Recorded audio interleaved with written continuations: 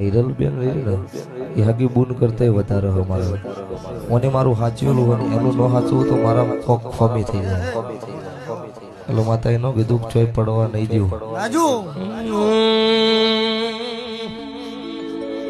વેરિયું પાડવા મથે છે બાબારી નો હાથ માથે છે વાલા